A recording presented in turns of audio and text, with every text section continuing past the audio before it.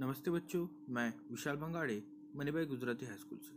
मैं आपको कक्षा 5वीं का विषय हिंदी बाल भारती पढ़ाता हूँ। आज हम हिंदी के दूसरी इकाई का 12वां पाठ अद्भुत वीरांगना यह देखेंगे। इस पाठ में अपने पुत्र का बलिदान देकर मेवाड़ के स्वर्गीय राजा महाराणा संग्राम सिंह के पुत्र युवराज उदय सिंह की जान बचाने वाली वीरांगना पन्ना धाय के अद्भुत कार्य के बारे में बताया गया है। पाठ को पढ़ने से पहले हम इस पाठ में आए कुछ शब्दार्थ तथा मुहावरे को समझते हैं। शब्दार्थ है चचेरा भाई यानी चाचा का बेटा। विश्वास पात्र का अर्थ है वह व्यक्ति जिसका विश्वास किया जाए। विचार विमर्श का अर्थ है विचारों का आदान प्रदान करना। शोषण का अर्थ होता है अपने स्वार्थ के लिए अनुचित व्यवहार। अत्याचार का अर्थ होता है जुल्म। सर्वाधिक यानी सबसे ज्यादा। एकमात्र यानी अकेला।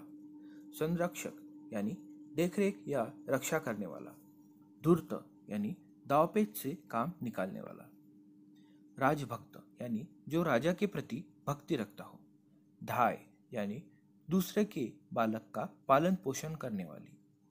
षड्यंत्र यानी कपटपूर्ण कार्य। किंग कर्तव्य विमूढ़ यानी हक्का बक्का। लोभहर्ष यानी रोंगटे खड़े कर देने वाला भयानक। स्वामी भक्त यानी अपने स्वामी की निष्ठापूर्वक सेवा करने वाला। विजयपूर्ण यानी विजय की भावना से भरा हुआ। दाह संस्कार यानी शव जलाने की क्रिया। उपकार यानी भलाई। श्रद्धा यानी आदरपूर्ण समर्पित भावना। चलिए मुहावरे देख लेते हैं। पहला है रास्ते का कांटा यानी बड़ी अड़चन। हाहाकार कर उठना। इस मुहावरे का अर्थ है पीड़ा से विवल होना।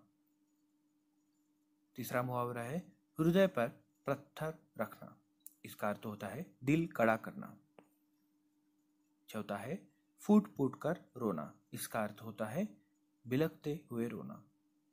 और पांचवा मुहावरा है भूत बनना। इसका अर्थ है निश्चेष्ट होना। इस प्रकार हमने इस पाठ पर आधारित शब्दार्थ और मुहावरे देखे। चलिए अब पाठ देखते हैं। मेवाड़ में अनेक बहादुर और साहसी राजा हुए हैं। इनमें एक थे राणा संग्राम सिंह। उनका चचेरा भाई बनवीर बड़ा धूर्त, चालाक और महत्वाकांक्षी प्रकृति का व्यक्ति था। राणा संग्राम सिंह की झूठी सच्ची प्रशंसा करके वह उनका विश्वास पात्र बन बैठा। राणा संग्राम सिंह राज्य और परिवार के सभी विषयों पर बनवीर से विचार विमर्श करते तथा उसके सुझाव को बड़ा महत्व देते। धीरे धीरे बनवीर इतना प्रभावशाली हो गया कि राजपुरोहित, सेनापति तथा महामंत्री तक उससे भयभीत रहने लगे। बनवीर ने दुष्ट, बेईमानी और धूर्त राजकीय कर्मचारियों का एक दल बना लिया। इस दल के लोग मेवाड़ की प्रजा का खुलकर शोषण करते थे, भोले भाले लोगों पर अत्याचार करते थे, किंतु बनवीर के प्रभाव के कारण उन्हें कोई कुछ नहीं कह पाता था। इसी समय बनवीर की सेवाओं से प्रसन्न होकर राणा संग्राम सिंह ने बनवीर को मेवाड़ का महामंत्री बना दिया। इससे बनवीर की शक्ति और बढ़ गई। वह राणा संग्राम सिंह के बाद मेवाड़ का सर्वाधिक शक्तिशाली व्यक्ति बन बैठा। कुछ समय बाद राणा संग्राम सिंह की मृत्यु हो गई। उनके एकमात्र पुत्र उदय सिंह को युवराज घोषित कर दिया गया। उस समय वे बहुत छोटे थे। बनवीर अपने प्रभाव द्वारा उदय सिंह का संरक्षक बन बैठा। बनवीर मेवाड़ का शासक बनना चाहता था। उसके रास्ते का बस एक ही कांटा था, युवराज उदय सिंह। बनवीर ने अपने सहयोगियों को लालच दिया कि यदि वह मेवाड़ का शासक बन जाए तो उन्हें ऊंचे ऊंचे पद देगा। बनवीर के साथी भी उसकी तरह धूर्त और लालची थे। सभी ने मिलकर एक भयानक निर्णय लिया, युवराज उदय सिंह की हत्या का निर्णय। बनवीर के सहयोगियों में एक राजकीय सेवक कट्टर राजभक्त था। इस सेवक ने जब युवराज उदय सिंह की हत्या के संबंध में सुना तो सीधा पन्ना के पास पहुंचा और उन्हें सारी बातें बताई। पन्ना युवराज उदय सिंह की धाई थी और उसे अपने पुत्र की तरह स्नेह करती थी। पन्ना को जब युवराज उदय सिंह की हत्या के षड्यंत्र की जानकारी मिली तो वे कुछ समय के लिए किंग कर्तव्य विमूढ़ सी हो गई। अतः में उन्होंने युवराज को बचाने के लिए एक लोमहर्ष बलिदान देने का निर्णय लिया। पन्ना ने एक टोकरे में युवराज को लिटाया, ऊपर से झूठी पत्तलें भर दी। स्वामी भक्त सेवक को आवश्यक निर्देश देकर युवराज को एक सुरक्षित स्थान पर पहुंचाने के लिए कहा।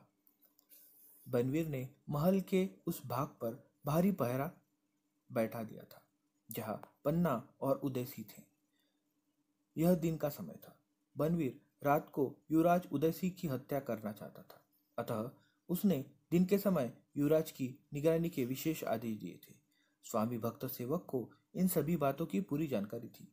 वह महल के कई गुप्त रास्तों से भी परिचित था, अतः उसे युवराज उदय सिंह को महल के बाहर ले जाने में कोई परेशानी नहीं हुई। सेवक सफाई कर्मचारी के वेश में था, इसलिए कोई भी उसे पहचान न सका। इधर युवराज उदय सिंह को महल के बाहर भेजने के बाद पन्ना ने उसी आयु के अपने बेटे चंदन को युवराज के कपड़े पहनाए। उसे उसी पलंग पर सुला दिया जिस पर कुछ समय पूर्व युवराज उदय सिंह लेटे थे। पन्ना जानती थी कि वे युवराज उदय सिंह को बचाने के लिए अपने बेटे का बलिदान देने जा रही है। पन्ना का हृदय हाहाकार कर उठा, एक और स्वामी भक्ति और दूसरी ओर माँ की ममता। अंत में पन्ना ने धैर्य और साहस से काम लिया और अपने बेटे को युवराज उदय सिंह के पलंग पर देखकर वह इस प्रकार सामान्य कार्यों में व्यस्त हो गई जैसे उन्हें राजमहल में होने वाली षड्यंत्रों की कोई जानकारी ही न हो। तभी अचानक अपने हाथ में तलवार लिए बनवीर ने युवराज उदय सिंह के कक्ष में प्रवेश किया। उसने आते ही कठोर आवाज में पन्ना से पूछा, उदय सिंह कहाँ है? पन्ना कुछ क्षण तो ठगी सी खड़ी रही, फिर उन्होंने हृदय पर पत्थर रखकर युवराज उदय सिंह के पलंग पर लेटे हुए अपने बेटे की ओर इशारा किया। बनवीर ने एक बार अपने चारों ओर देखा और फिर बड़ी निर्दयता से राजकुमार समझकर उसने चंदन की हत्या कर दी। युवराज उदय सिंह के कक्ष में एक भयानक चीख उभरी और फिर कुछ ही क्षणों में सब शांत हो गया। बनवीर के चेहरे पर एक विजयपूर्ण मुस्कान आ गई। उसने सोचा कि उसके मेवाड़ नरेश बनने के मार्ग का एकमात्र कांटा दूर हो गया। पन्ना अभी तक बूंद बनी हुई थी। बनवीर के जाते ही वह फूट फूट कर रो पड़ी। उसके सामने उनके एकमात्र पुत्र की हत्या कर दी गई और वे कुछ न कर सकी। पन्ना बड़ी देर तक पड़ी रोती रही। अगले दिन उन्होंने युवराज बने अपने बेटे का दाह संस्कार कराया और फिर चुपचाप उस स्थान पर आ पहुंची जहां युवराज उदय सिंह थे। पन्ना ने युवराज उदय सिंह का बड़ी सावधानी से पालन पोषण किया। उन्होंने एक और उदय सिंह को बनवीर की नजर से दूर रखा और उन्हें युवराज के समान शिक्षित किया। बड़े होने पर युवराज उदय सिंह ने मेवाड़ की राजगद्दी प्राप्त की और युवराज उदय सिंह से राणा उदय सिंह बने। राणा उदय सिंह ने जीवन भर पन्ना का उपकार माना और जब तक पन्ना जीवित रही उन्हें माता का सम्मान दिया। आज न पन्ना है न उदय सिंह, किंतु एक वीरांगना के रूप में आज भी भारतवासी पन्ना को याद करते हैं। वीरांगना पन्ना का नाम सुनते ही हम भारतीयों के मस्तक उनके प्रति श्रद्धा से झुक जाते हैं। यह पाठ डॉक्टर परशुराम शुक्ल द्वारा लिखित है। इस प्रकार हमने अद्भुत वीरांगना यह कथा देखी। इस पर विस्तृत में चर्चा हम अपनी गूगल मीट में करेंगे। मिलते हैं अगले वीडियो में। धन्यवाद।